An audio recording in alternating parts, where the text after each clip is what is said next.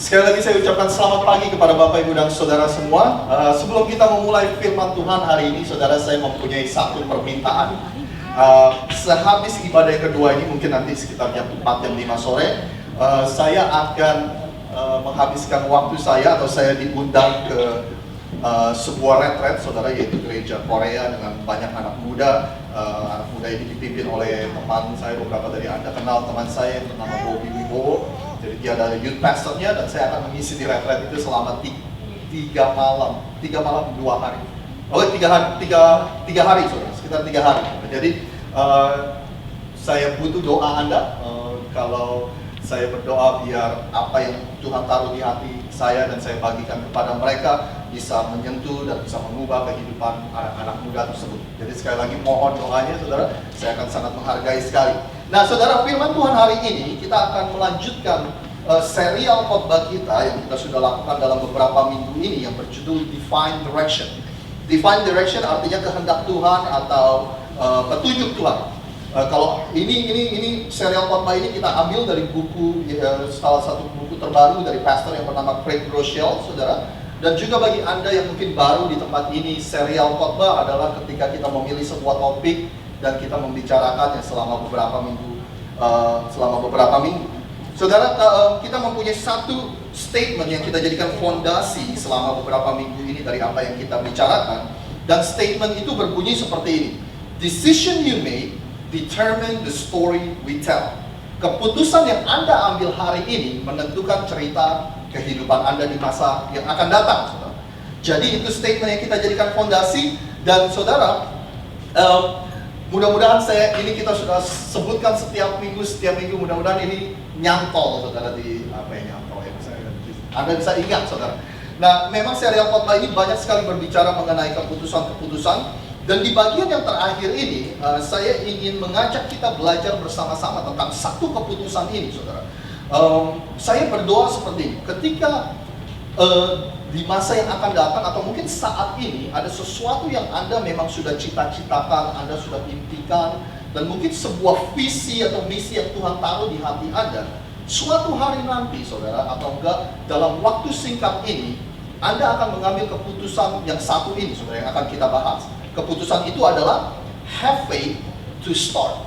Jadi sekali lagi, mudah-mudahan kalau Anda mempunyai impian atau cita-cita atau visi yang kira-kira Anda bilang Tuhan berikan dalam hidup saya, Anda mempunyai iman untuk memulainya, Saudara.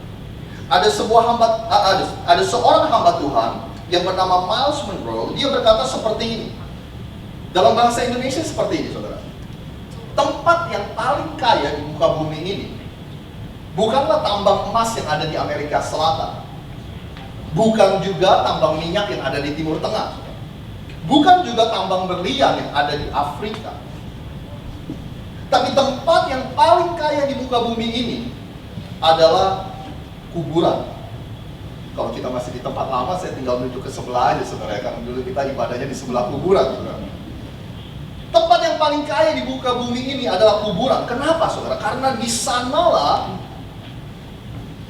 ada begitu banyak impian yang tidak pernah dimulai. Ada begitu banyak lagu yang tidak pernah dinyanyikan. Ada begitu banyak karya, masterpiece yang tidak pernah dilukis. Ada begitu banyak perusahaan-perusahaan yang tidak pernah dimulai, Saudara.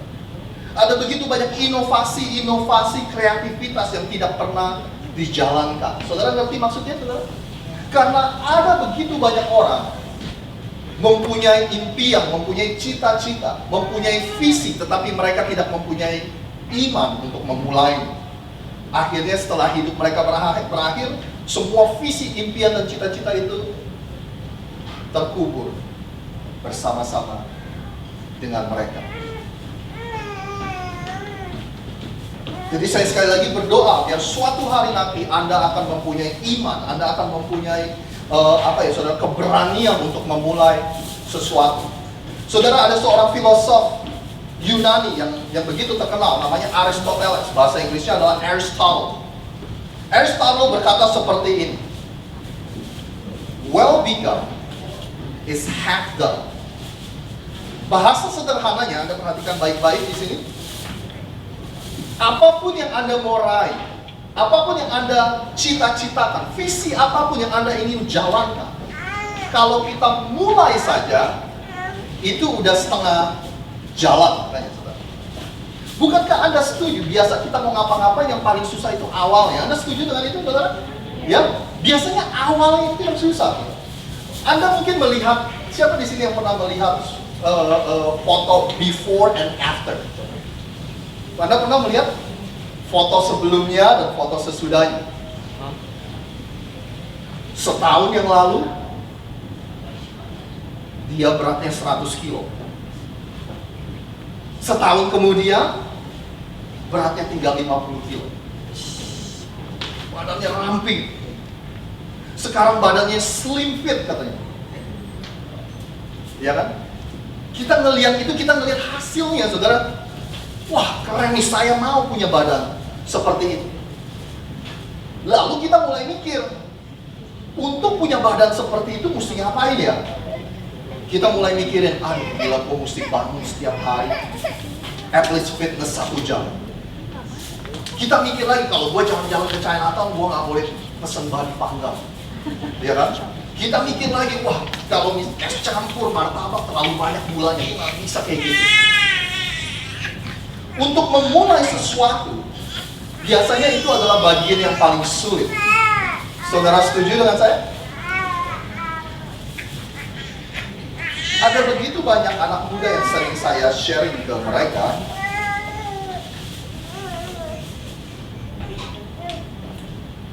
Saya sering bilang begini, saudara. Karena ada banyak dari mereka yang bilang kepada saya, mungkin sharing kepada saya, aduh saya mau cuti dulu lah 1 semester atau 1 tahun dari kuliah. Biasanya saya nggak merekomendasikan mereka melakukan itu, ya kan? Saudara tahu apa yang terjadi? Mudah-mudahan kalau udah besar jadi pengkhotbah juga.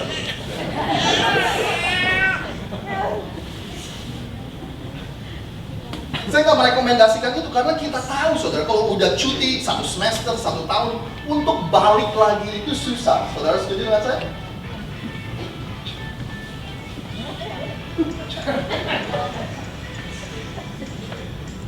Sorry.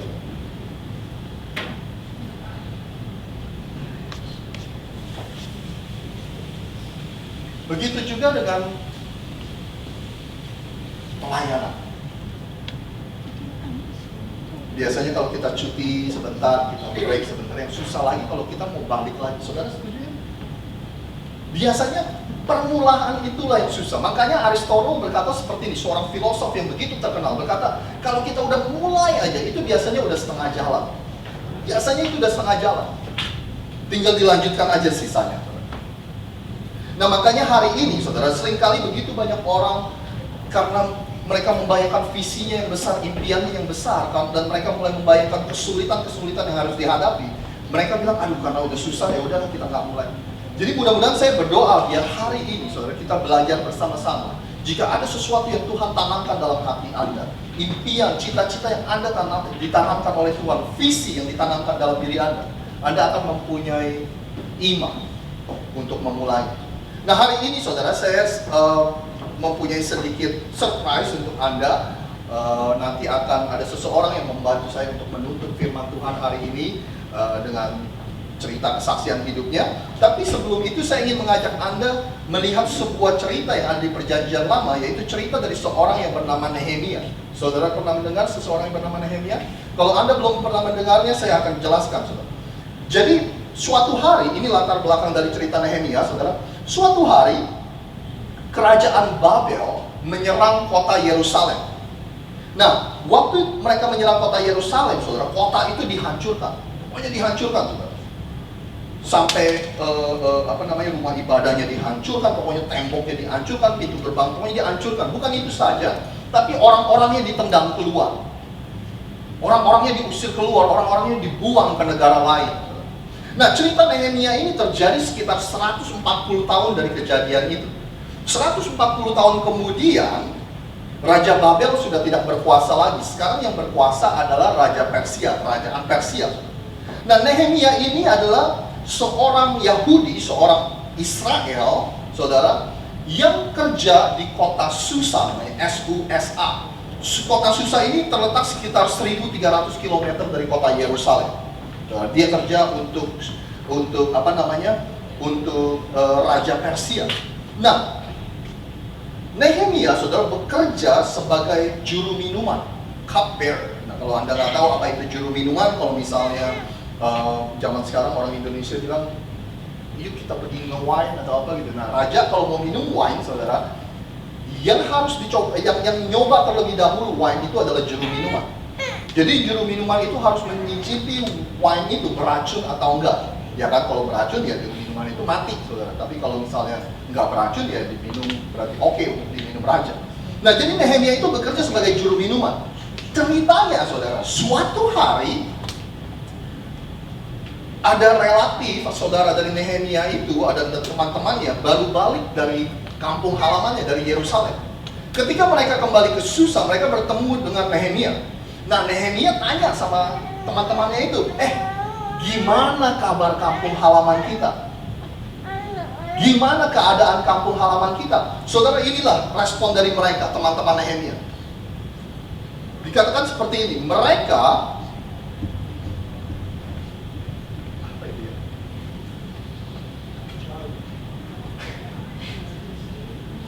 berikut kata seperti ini, tembok-tembok kota Yerusalem itu masih hancur, berantakan, dan pintu-pintu gerbangnya belum diperbaiki sejak dibakar di waktu yang lampau. Mereka menceritakan bahwa, kenapa terpotong-potong ya? Mereka menceritakan bahwa orang-orang bekas buangan yang telah kembali ke tanah air itu kini hidup sengsara dan dihina oleh bangsa-bangsa asing yang ada. Nah, saudara, jadi ceritanya gini. Nehemia nanya, gimana kampung halaman kita keadaannya? Dan mereka berkata, wah, hancur kota kita. Orang-orangnya diejek, dia bilang gitu. Orang-orang Yahudi yang tinggal di Yerusalem saat itu diejek, dia bilang. Dipermalukan oleh bangsa-bangsa sekitarnya. Bukan itu aja, pintu gerbang, tembok-tembok hancur. Belum dibangun sejak 140 tahun lalu, sejak diruntuhkan. Nah, yang saudara perlu tahu, biasanya tembok dulu sebuah kota itu biasanya ada tembok, saudara. Nah, biasa tembok itu adalah sebuah kebanggaan dari orang-orang yang ada di kota tersebut. Mereka kalau nggak punya tembok, maaf saudara, seperti kota itu seperti telanjang. Mereka malu, mereka diolok-olok kalau mereka nggak punya tembok. Kenapa? Karena kota itu menjadi sangat lemah, musuh bisa keluar masuk kapan saja, saudara. Jadi ini yang terjadi di kota Yerusalem. Temboknya hancur dan belum dibangun. Nah, mendengar itu, saudara, Nehemia mendengar kabar kampung halamannya seperti itu. Aku duduk dan menangis berhari-hari lamanya. Aku bersedih hati. Aku terus berpuasa sambil berdoa kepada Allah. Begitu mendengar kondisi kampung halamannya, dia langsung patah, hancur hatinya, saudara. Nah, jadi cerita Nehemia ini sebenarnya sangat sederhana, yaitu cerita tentang seorang juru minum, bukan arsitek, bukan tukang bangunan, bukan kontraktor, tapi seorang juru minum yang mempunyai hati untuk kampung halamannya, dan akhirnya dia berhasil membangun tembok Yerusalem yang sudah runtuh selama 140 tahun, saudara, hanya dalam waktu 52 hari. Hari ini mungkin kita bisa belajar dari cerita Nehemia.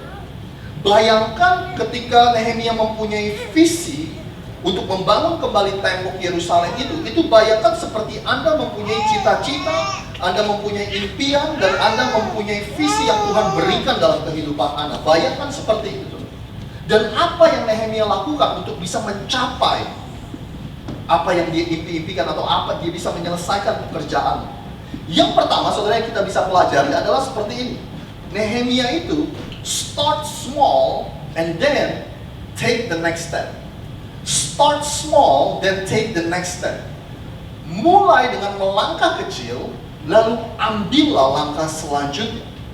Jadi sekali lagi, saudara, Nehemia ketika dia mendengar kota Yerusalem itu hancur, saudara, yang pertama-tama dia berdoa, dia berpuasa. Setelah itu, dia meminta izin sama bosnya. Boleh gak saya pulang ke kampung halaman saya?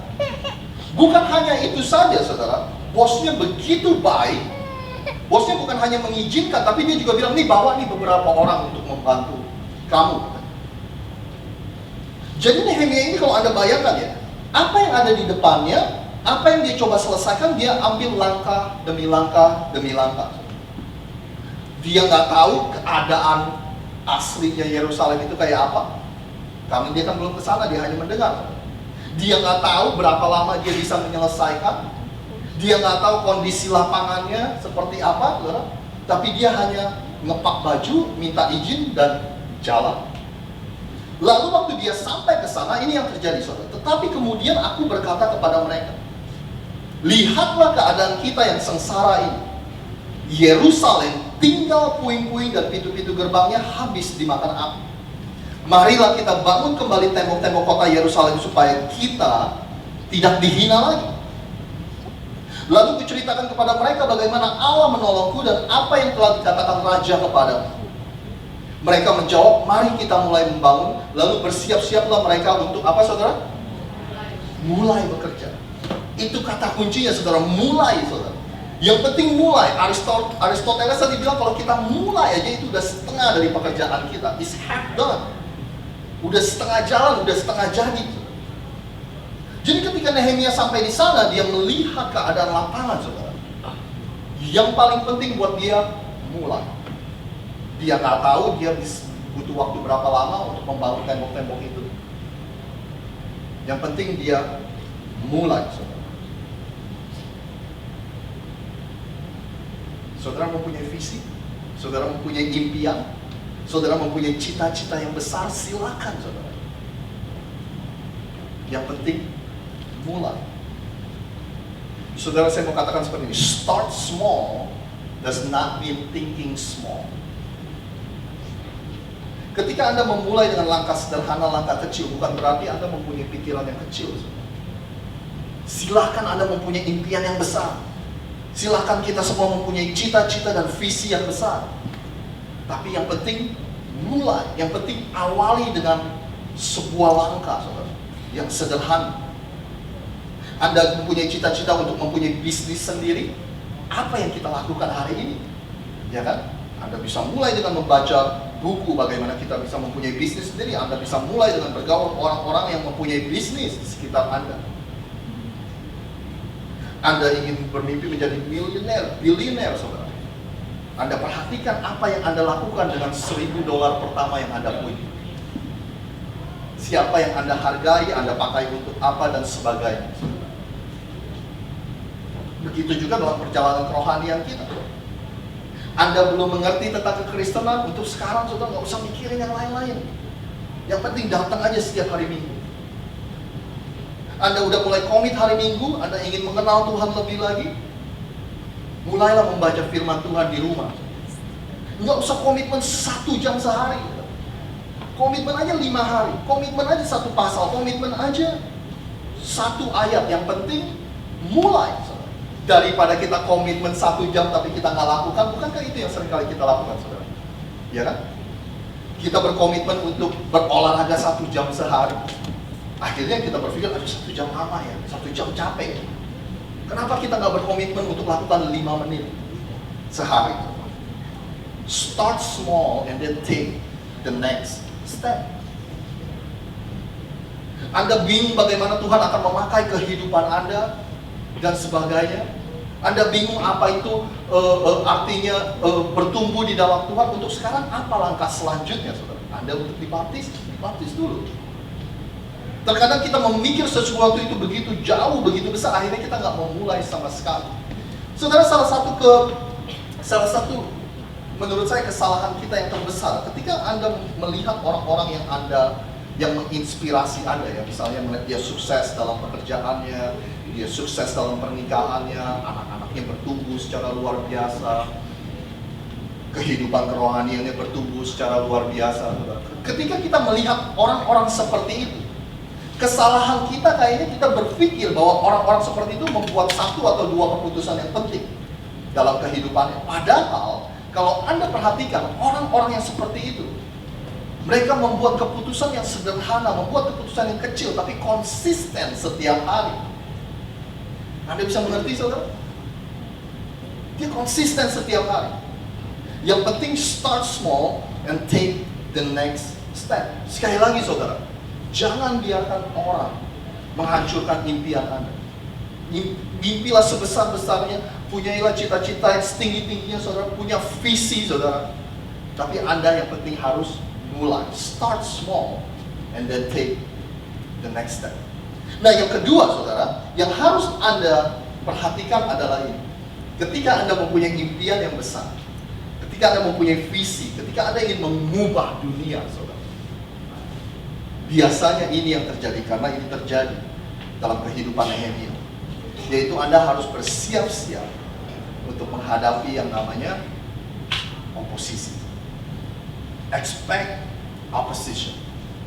Ini yang terjadi pada Nehemia. Ketika orang-orang di sekitar Yerusalem mendengar Nehemia dan timnya ingin membangun kembali tembok Yerusalem yang sudah runtuh 140 tahun, ini yang terjadi saudara. Ketika rencana kami itu ketahuan oleh Sanballat, ada kan? Oleh Sanballat, Tobia dan Geshem, seorang Arab, mereka ngapain saudara? Menertawakan dan mengejek kami, kata Nehemia. Kata mereka, apa yang hendak kamu lakukan? Apakah kamu mau memberontak terhadap raja? Orang-orang di sekitar Nehemia, saudara, orang-orang yang ada di kota Yerusalem itu menertawakan Nehemia dan timnya. Dia lu mau ngapain? Ngebangun tembok yang udah runtuh 140 tahun lamanya. Bahkan mereka menuduh Nehemia dan timnya mencoba untuk memberontak terhadap raja. Maksud dia menuduh adalah seperti ini. Dia pikir, orang-orang itu pikir dia mau bangun tembok sehingga nanti dia bisa melawan raja. Sehingga ketika raja mencoba untuk menyerang, udah ada tembok yang dibangun. Bahkan mereka menuduh, saudara. Jangan-jangan kalian mau berontak ya? Ngapain tembok itu dibangun? Jangan-jangan kalian mau lawan raja ya? Itulah yang terjadi sama Nehemia dan timnya.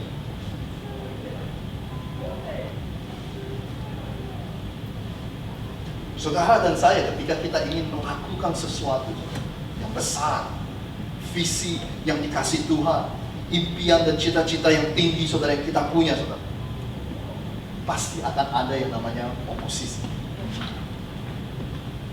Saya ingat waktu ini sempat membuat saya patah semangat juga saudara. Saya ingat waktu awal-awal saya dikasih kesempatan untuk membawakan firman Tuhan. Setiap kali kita meeting di gereja, saudara, ada laporan-laporannya seperti misalnya kenapa sih kita kasih anak muda untuk khotbah, padahal dia nggak mempunyai, waktu itu saya belum lulus dari sekolah Alkitab, dia nggak mempunyai latar belakang sekolah Alkitab dan sebagainya. Saudara. Waktu saya mendengar itu, orang-orang mulai protes, saya lumayan patah semangat, saudara. Tapi untungnya ada sekelompok orang yang lain yang selalu bilang, ayo terus maju terus. Ayo udah jangan dengerin, ayo terus belajar terus, ayo terus bertumbuh terus. Akhirnya saya jadi semangat lagi. Pertanyaannya untuk Anda semua, adakah sesuatu yang signifikan, yang berarti, yang besar yang Anda ingin lakukan? Adakah sesuatu yang Tuhan kasih di dalam diri Anda yang Anda ingin lakukan, saudara? Dan waktu Anda ingin lakukan, Anda ceritain ke orang, mereka mengejek Anda, mereka kritis terhadap Anda, mereka menghina Anda. Kalau itu terjadi, artinya bagus, saudara. Karena itulah yang harus Anda expect, itulah yang harus Anda perhatikan. Memang akan selalu ada oposisi ketika Anda ingin melakukan sesuatu yang besar. Justru yang harus dikhawatirkan adalah seperti ini, saudara. Kalau akhir-akhir ini nggak ada yang mengkritik kita, kalau akhir-akhir ini nggak ada yang menertawakan kita, kalau akhir-akhir ini nggak ada yang kritis, nggak ada yang mengejek kita, saudara, jangan-jangan kita terlalu nyaman. Jangan-jangan kita nggak melakukan apa-apa yang signifikan atau yang berarti. Jadi Anda harus perhatikan itu. Lucu ya saudara, tapi bahkan ketika Anda mempunyai lingkungan dan orang-orang sekitar Anda yang mendukung Anda 100%, tapi terkadang oposisi itu bisa datang dari dalam diri kita sendiri. Saudara tahu maksud saya? Ada suara-suara dalam kepala Anda, ada suara-suara dalam hati Anda yang berkata, aduh bisa apa sih lu? Aduh udah terlalu tua, aduh udah lewat masanya, ya kan? Aduh gak pernah sekolah tinggi. Bahkan ketika kita memiliki lingkungan yang mendukung sekalipun, kadang-kadang oposisi itu datangnya bisa dari dalam. Anda pernah mengalami itu? Suara di kepala kita berkata, you're not good enough. You don't have what it takes. You are not talented. Jadi yang Anda harus perhatikan, saudara, kadang-kadang oposisi itu bisa datangnya dari luar, tapi kadang-kadang bisa datang dari dalam diri kita sendiri. Nah, untuk menutup khotbah kita hari ini, saudara, ada seseorang yang saya minta, walaupun secara mendadak, untungnya dia bilang iya, saudara, untuk memberikan kesaksian sedikit, cerita dari kehidupannya, di mana ada satu momen dia ragu apakah dia harus lakukan atau enggak, dan mudah-mudahan ini bisa menjadi berkat bagi Anda dan bisa menginspirasi Anda untuk melakukan, untuk mempunyai iman, untuk memulai sesuatu, saudara. Jadi tanpa panjang lebar, bolehkah Anda memberikan tepuk tangan yang meriah untuk istri saya tercinta, saudara, untuk membagikan firman Tuhan hari ini.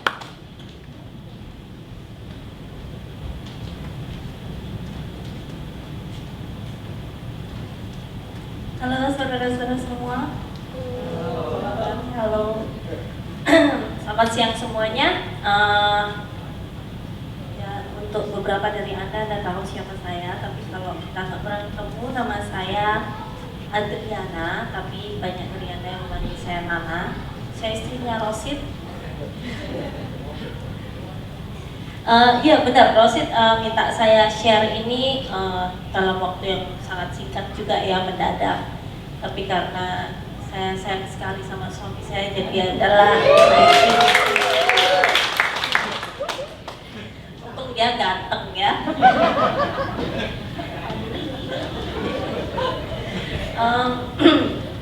Oke, iya, jadi Rosid minta saya untuk bagikan cerita dalam kehidupan saya, di mana cerita ini ada hubungannya dengan apa yang kita bicarakan hari ini, untuk mengambil langkah itu, untuk iman, untuk memulai sesuatu, keputusan untuk memulai sesuatu. Dan cerita sedikit dari saya, selain jadi istrinya Rosid, saya ini juga ibu dari 2 anak yang banyak dari Anda tahu, Melody sama Nolan. Melody umurnya 4, Nolan umurnya Melody 4 tahun, Nolan 4 bulan. Dan selain itu saya juga kerja di perusahaan yang namanya Claris. Claris ini perusahaan di mana kita spesialisasinya bikin dan jual baju-baju prom. Jadi kalau Anda nggak tahu baju prom itu apa? Prom itu biasanya lebih umum di sini ya, di Amerika ya. Di Indonesia mungkin nggak terlalu umum. Itu di mana anak-anak yang lulus SMA itu mereka pergi kayak ke pesta, mereka ada pesta di situ, nanti mereka dance, mereka makan sama-sama, dan itu untuk merayakan kelulusan mereka dari SMA. Nah, perusahaan kami itu bikin baju yang mereka pakai untuk datang ke pesta ini. Jadi baju formal, baju pesta, baju bagus-bagus. Jadi saya kerja di perusahaan ini sebagai tim desain mereka. Jadi untuk ikut merancang baju-baju ini, untuk juga bikin line itu jadi kayak koleksi jadi koleksi kita ada 2 season, 2 musim, spring sama fall. Jadi musim panas sama musim gugur ya. Jadi ada 2 line, itu namanya kita panggil line. Jadi saya juga dikasih kesempatan untuk bikin itu, jadi baju mana yang masuk ke dalam koleksi summer, mana yang masuk dalam koleksi fall, itu juga salah satu pekerjaan saya. Saya juga di perusahaan ini juga dikasih kesempatan untuk koreksi, kayak betul-betulin foto pakai Photoshop. Itu jadi foto yang bakalan masuk ke jadi katalog nantinya. Itu saya juga betulin sedikit-sedikit. Kalau bajunya ada yang salah gimana, saya betulin. Kalau modelnya yang pakai bajunya ada salah gimana, saya betulin. Kalau ada jerawatnya kegedean, dikecilin gitu, dihilangin gitu. Itu juga kerjaan saya di perusahaan ini. Nah, yang saya mau ceritakan itu gimana saya dapat pekerjaan ini awalnya, bagaimana saya bisa ada di perusahaan ini, bisa melakukan hal-hal ini, itu awalnya itu gimana, itu yang mau saya ceritakan. Dan saya harap cerita saya ini bisa memberi Anda harapan, memberi inspirasi kepada Anda semua untuk mengambil langkah pertama itu. Oke? Nah, saya mulai kerja sama bos saya, tapi bukan di perusahaan Claris ini, tapi sama bos yang saya kerja ini mulai dari tahun 2006. Jadi sudah 11 tahunan ya. Nah, di tahun 2006 ini itu saya baru setahun pindah ke Amerika. Jadi selama setahun itu saya pindah habis saya lulus SMA. Jadi saya belum kuliah dan selama setahun itu saya nggak langsung pergi kuliah, tapi saya kerja. Dan kerjaan saya itu kerja di pabrik juga. Jadi saya sempat kerja di pabrik kertas, pabrik elektro. Saya sempat juga ngasir di dollar store. Terus yang terakhir sebelum saya dapat pekerjaan yang sama bos saya ini, saya sempat kerja di pabrik bordir. Pabrik bordir itu yang ngebordir yang ada di topi, logo yang di kaos, di baju-baju itu. Itu saya kerja di situ cukup lama. Dan suatu hari mama saya itu bilang sama saya, "Nah, kamu kan punya surat, kenapa kok kamu nggak kerja pakai surat bayar tax gitu?" Terus ya udahlah, coba kamu cari-cari kerja. Nah, saya sama Daniel, saudara tahu ya Daniel ya yang ngurusin sekolah minggu di sini. Saya sama Daniel janjian, dia kebetulan juga mau cari kerja. Jadi kita janjian, yaudah yuk kita pergi ke Center City keliling-keliling, coba apply kerjaan. Jadi yaudah kita pergi ke Center City, kita nge-apply banyak tempat, kita tinggalin nama, nomor telepon kita untuk mereka bisa telepon kita balik gitu. Terus waktu kita jalan-jalan, Daniel bilang gini sama saya, "Nah kamu kan, aku tahu kamu kan mau kepengen jadi desainer. Nah kenapa kok kamu nggak apply ke tempat kerja kayak ke toko butik gitu, ke tempat yang jualan baju-baju, yang pesta-pesta gitu, kenapa enggak? Kenapa kok kita perginya kayak ke tempat deli, ke tempat kantor-kantor yang biasa-biasa? Kenapa nggak kamu coba gitu?" Saya mikir, oh ya juga ya, benar juga gitu. Walaupun saya belum bisa pergi ke sekolah, kenapa saya nggak mulai dari situ dulu gitu. Terus yaudah kita pergi ke Macy, saya isi aplikasi untuk bisa kerja di Macy karena mereka ada departemennya untuk baju pesta gitu ya. Nah setelah itu kita mau pergi ke tempat ini, Daniel ada kayak appointment ke training kerja gitu. Jadi dia harus pergi ke suatu tempat dan habis dari misi kita mau ke sana, saya terima telepon dari seseorang dan akhirnya percakapan saya di telepon ini menjadi sangat emosional dan bikin saya nangis di jalan. Jadi waktu saya jalan gitu, jadi saudara bayangin saya jalan sama Daniel di Center City, saya nangis-nangis gitu. Muka saya udah sembab semua, gitu, merah semua, malu gitu, jalan menunduk gitu. Waktu kita jalan-jalan, kita ngelewatin toko baju pengantin. Wah tokonya ini bagus sekali gitu. Kalau dilihat baju pengantinnya dipasang di depan gitu kelihatan bagus, indah sekali gitu. Jadi saya lihat itu, wah kepengen gitu. Terus udah saya saya. Nah, itu loh. Kenapa kok kamu nggak ngelamar di tempat itu gitu? Saya mikir, kamu ini gendeng tah. Aku barusan nangis-nangis kayak gini di depan toko nggak ada sign hiring untuk cari lowongan pekerjaan. Kamu suruh masuk ke sana kan kayak orang bambong gitu istilahnya. Jadi saya nggak usah lah, janganlah, jangan, kayaknya nggak bakalan keterima juga di tempat itu. Dan juga mereka kayaknya nggak cari orang, nggak ada tanda cari orang gitu.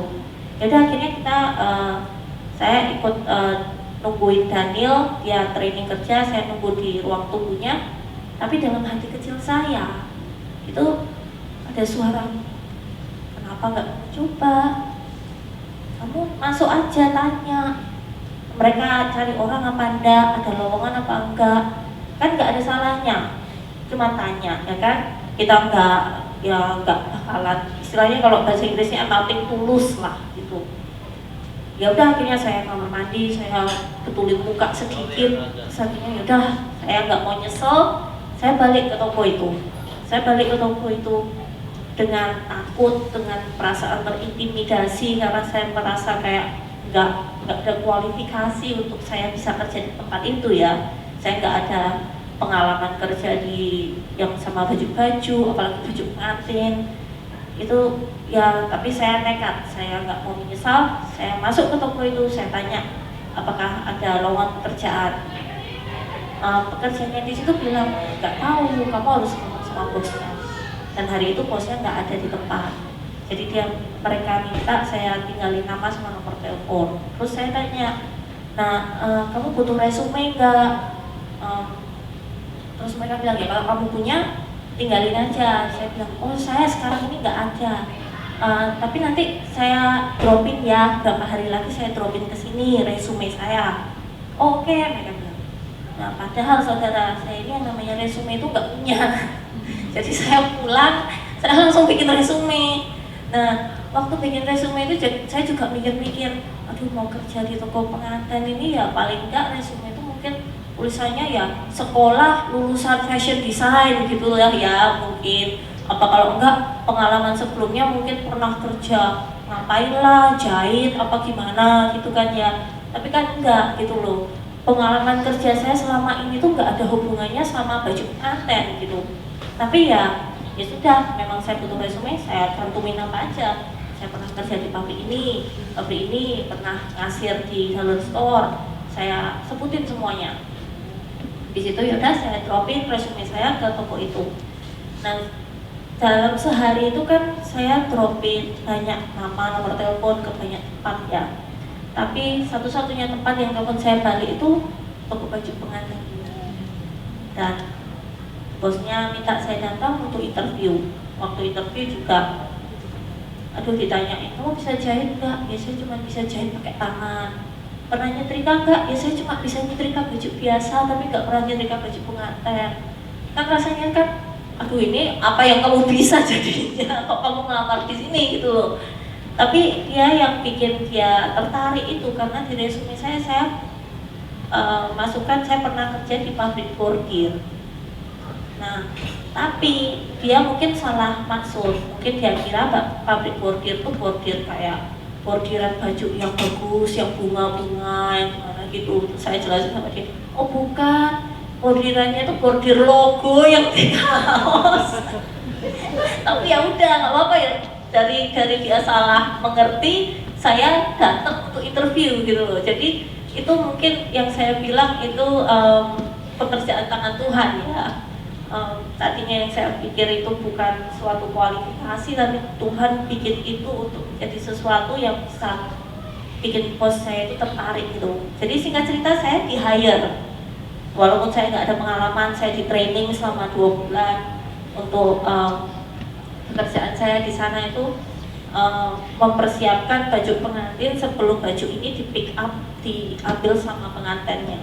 Jadi saya harus setrikain, kalau ada yang kotor saya harus bersihin, terus saya harus pack baju pengantinnya siap untuk diambil. Nah, selama kerja di sana saya juga belajar untuk melakukan hal-hal yang lain, bikin kerudung pengantin. Saya juga diajarin gimana cara jual baju pengantin di sana.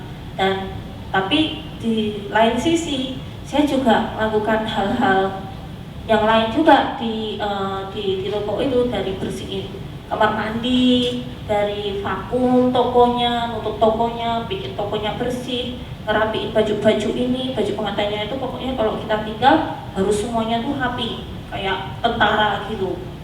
Semuanya harus ngegantung kayak tentara gitu, rapi.